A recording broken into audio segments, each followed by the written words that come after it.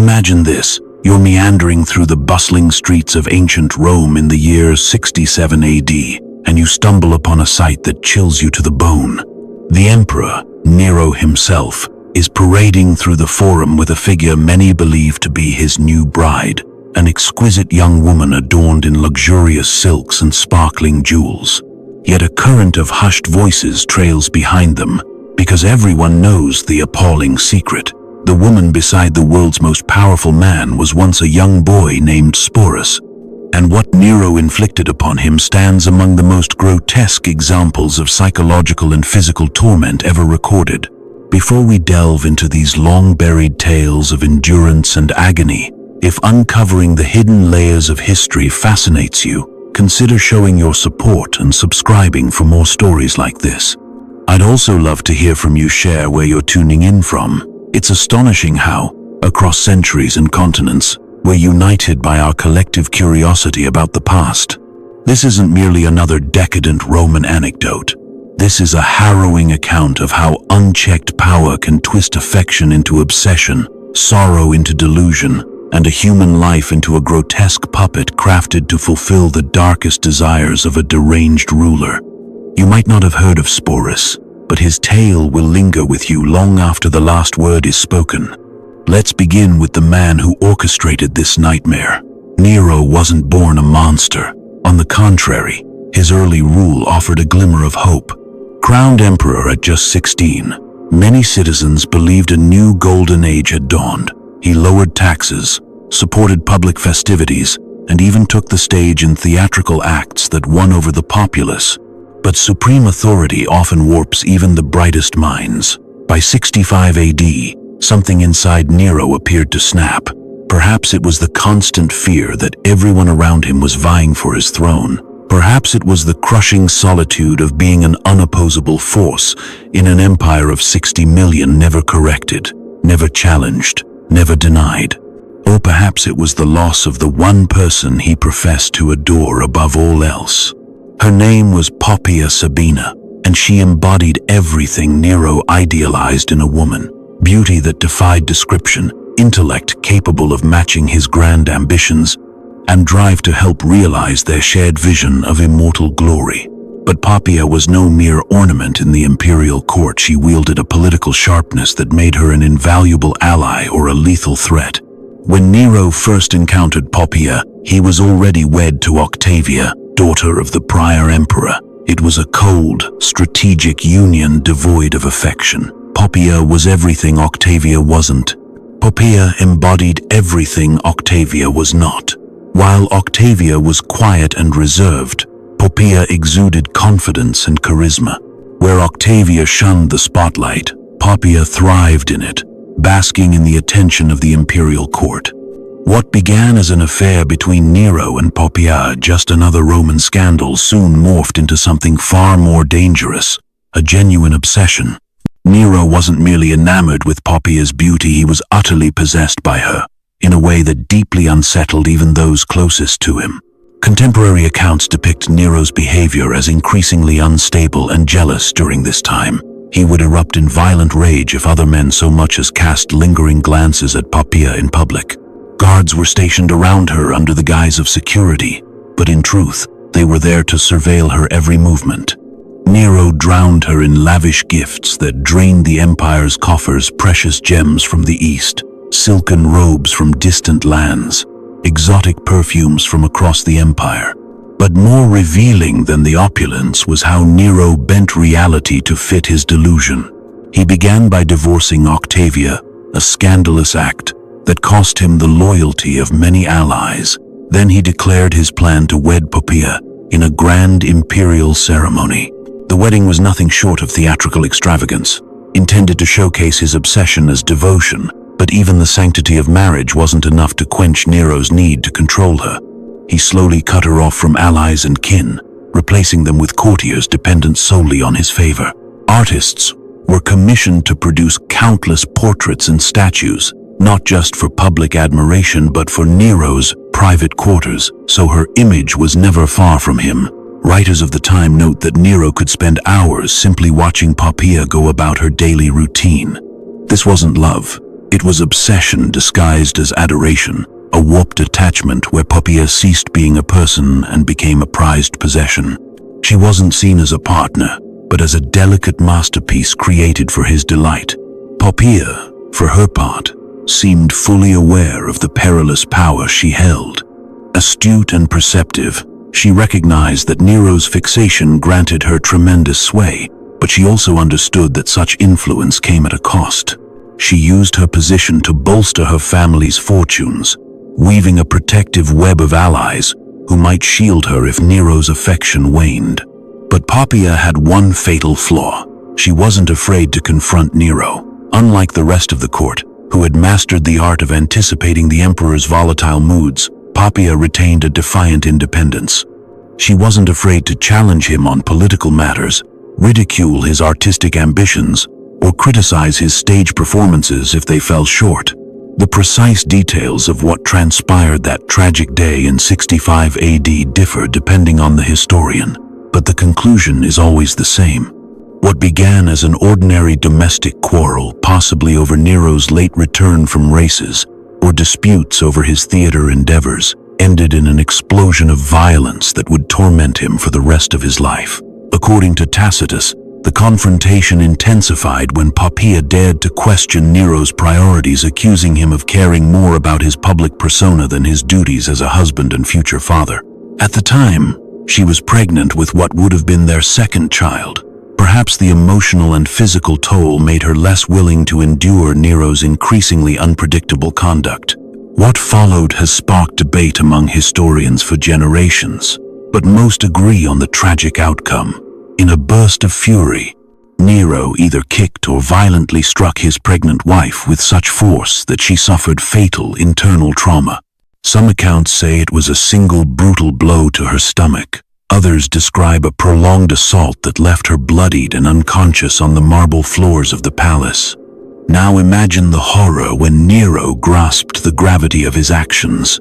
This was a man who wielded command over 30 legions, who could have anyone executed with a mere order, who was revered as a deity in distant provinces, and yet he had just fatally wounded the one person he claimed to love most. The woman who had consumed his thoughts and desires was dying by his own violent hand. Eyewitness accounts from antiquity describe what happened next as one of the most pathetic spectacles in Roman imperial memory. Nero is said to have thrown himself over Poppaea's failing body, alternating between desperate pleas for forgiveness and imperious commands for her to survive, as though his divine status could halt death itself.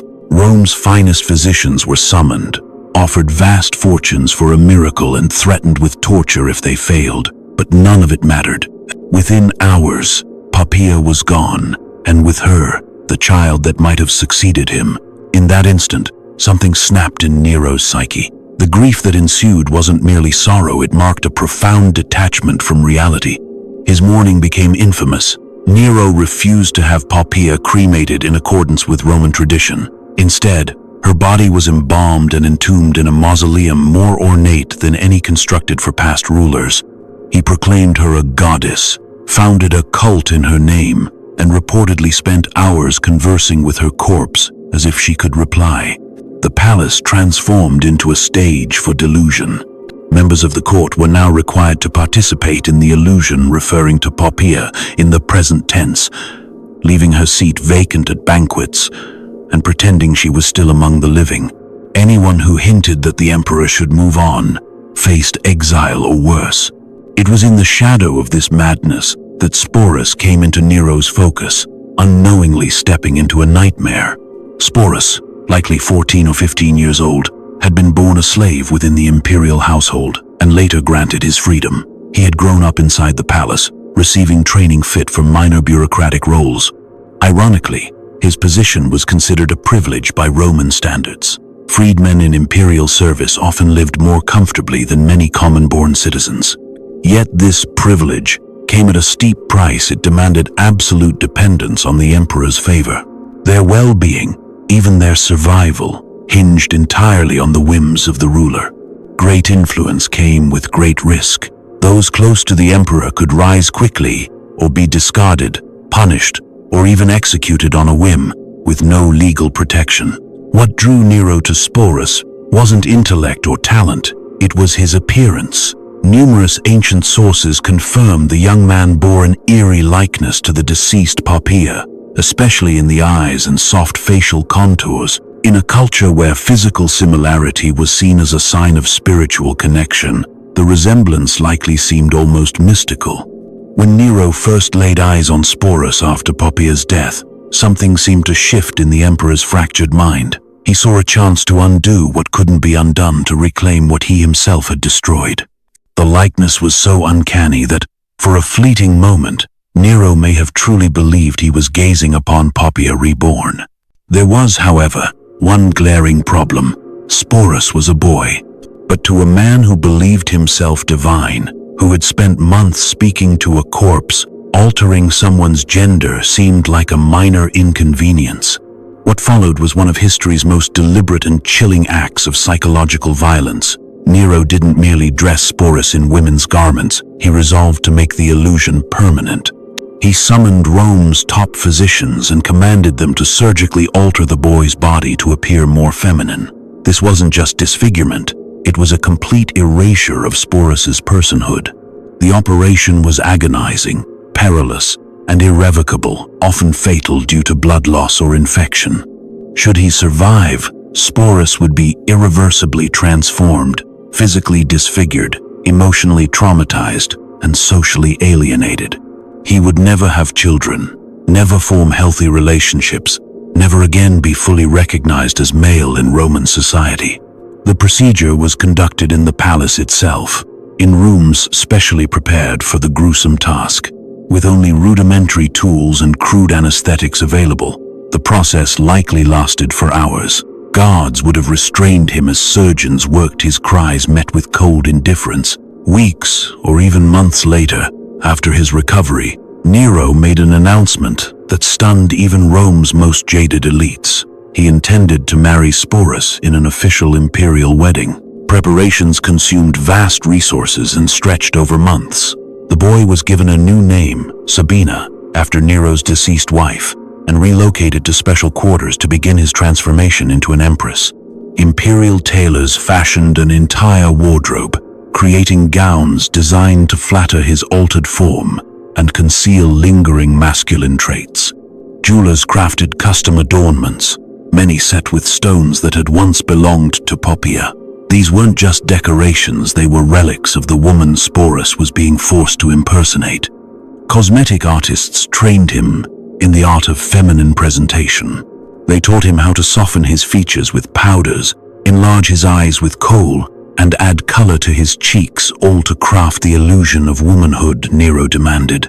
They taught him to accentuate his eyes using kohl, to brighten his cheeks with rouge, and to soften his features with layers of powder. But these beauty lessons weren't merely about appearance, they were tools in a methodical effort to erase the person he once was. Hairstylists trained him in the ornate coiffures popular among Rome's elite women. His hair was meticulously cut, curled, and styled into elaborate shapes, often adorned with luxurious accessories. The daily routine could consume hours and required several attendants and heated tools. Yet what may have been most psychologically corrosive were the instructions in how to behave like a woman. Sporus was assigned mentors who drilled him on posture, movement, and gestures considered appropriately feminine. He was taught how to place his hands, how to sit with grace, how to adjust his clothing demurely, and how to carry himself with softness rather than strength. Speech coaches trained him to alter his voice, raising the pitch and adopting the verbal patterns associated with Roman femininity. This last part was likely the most difficult, as changing one's natural vocal habits is one of the hardest things to do. It's hard to fathom the emotional torment of such a transformation. Each day, Sporus confronted his reflection, a stranger's face molded to resemble someone else. Every lesson in elegance was another reminder that his true self was being slowly obliterated.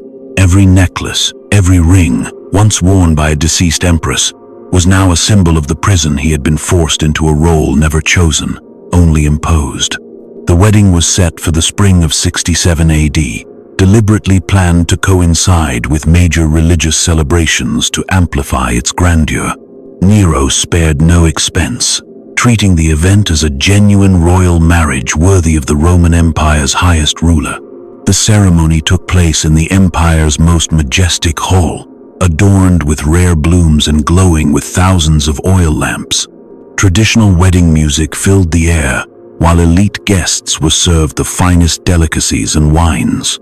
To outsiders unfamiliar with the truth, it may have seemed like a standard imperial union, but those who understood what they were witnessing knew they were part of something deeply disturbing. The Emperor of Rome was marrying a surgically altered teenage boy, clothed and styled to mirror a woman long dead. The wedding included all the expected rituals, exchanging vows, clasping hands, breaking sacred bread, and signing legal documents. It was all made official. Guests, trained in the art of court diplomacy, offered their congratulations and gifts with smiles. But beneath the surface lay unease, a mix of fascination, disbelief, and a sense of complicity in something grotesquely unnatural. After the ceremony, Nero continued to treat Sporus as though he were a true empress. The youth was granted his own retinue, private quarters within the palace, a generous stipend from the treasury, and even ceremonial transport and attendance. But this life of apparent privilege masked a brutal truth. Sporus had lost his identity entirely and was now bound to enact a traumatizing performance day after day, living a fiction that consumed his very self. Sporus was expected to be by Nero's side at all major events, from public ceremonies to state banquets, playing the part of the emperor's loyal spouse in every situation. But this wasn't merely for show. Nero appeared to truly believe he had brought Poppaea back to life. He referred to Sporus using her name, recalled fabricated memories from their former life together, and expected Sporus to play along flawlessly, never breaking character. Each day became a performance of life or death stakes for Sporus. He had to do more than appear and behave like a woman. He had to respond as though he were Poppaea herself. When Nero spoke of private memories from his marriage, Sporus had to react as if he had lived them. Historical accounts suggest he became frighteningly adept at this charade, seemingly able to sense the emperor's moods and respond with uncanny precision. But beneath this talent was a boy growing quieter, sadder, more withdrawn. Though he maintained the role impeccably in public, the emotional toll must have been unbearable. Every morning, he awoke in chambers designed to echo a woman he had never known. The face in the mirror no longer resembled his own. Every conversation forced him to speak through a fictional persona, reciting a history that wasn't his. For more than 2 years, Sporus lived this surreal existence. But the nightmare deepened when Nero embarked on a grand tour of Greece, obsessed with being recognized as a true artist. Naturally, Sporus traveled with him, introduced to foreign leaders as the Empress of Rome. Imagine the confusion of Greek nobility, watching their imperial guest appear with a teenage boy in women's dress and being expected to pretend this was normal. By 68 AD, however, Nero's self-indulgence had finally gone too far. Across the empire, revolts erupted. Provincial governors, fed up with Nero's madness and mismanagement, turned against him. The Praetorian Guard withdrew their support, and the Senate branded him a traitor. As Nero fled the capital with a handful of loyalists, Sporus was among them. Even with death looming, the emperor refused to part with his living ghost of Poppaea. They took refuge in a villa outside Rome, torn between desperation and delusion as Nero bounced between plans for escape and dramatic suicide. When word arrived that their enemies were near, Nero chose death over capture, but his suicide left Sporus in an incredibly precarious position. As one of the most visible emblems of Nero's twisted court, he was now both a sought-after curiosity and a threat to those vying for control. What happened next was equally heartbreaking. Sporus became a pawn in the games of powerful men. He passed from one ambitious leader to the next: Nymphidius Sabinus, then Otho, and finally Vitellius. Each treated him as Nero had, forcing him to remain in the identity of Poppaea, dressed in women's clothing and called by her name. It was during Vitellius's rule that Sporus's nightmare reached its cruelest end. The new emperor decided to exploit him for mass entertainment in the Colosseum specifically, in grotesque reenactments of mythical stories steeped in violence and public degradation. For Sporus, this was the ultimate humiliation, to be sexually violated on stage, for the amusement of thousands. Rather than endure such an unspeakable final act, Sporus made the only decision that was truly his own in years. He ended his life likely by poison sometime in 69 AD. He was probably not even 20. In death, Sporus finally escaped the nightmarish stage on which he had been forced to perform. His tragic fate evolved into a stark warning about the corrupting nature of unchecked power and the devastating human toll of imperial indulgence. Yet the historians of the era viewed Sporus less as a person and more as a symptom of Rome's moral decline. What makes his legacy so haunting is not only the suffering he endured, but how thoroughly his identity was dismantled. From the moment Nero fixated on his resemblance to Poppaea, Sporus stopped being a person. He became a vessel for the emperor's deranged fantasy. That he chose death over one more moment of humiliation shows that some fragment of his true self survived beneath the layers of makeup, manipulation, and forced performance. His suicide was both heartbreak and resistance, a last, painful stand against the degradation he had endured. Most tragically, history has preserved almost nothing about the real Sporus, the boy before the transformation. What did he love? What dreams did he have? What future might he have imagined for himself had he not been claimed by the emperor's obsession? All of that was wiped away the moment he was made into Nero's imitation bride, overwritten by a performance so total, his real self vanished from the record. The boy, forced into the role of an empress, subjected to years of psychological and bodily torment, and who ultimately chose death over further defilement, his life deserves to be remembered, not as a bizarre anecdote from antiquity, but as a powerful story of both human cruelty and quiet defiance. In ending his life, Sporus seized back the one thing consistently denied to him, the right to decide his own fate. His story is a sobering reminder that behind the grand tales of emperors and empires are personal stories of pain, survival, and the search for dignity even across 2 millennia.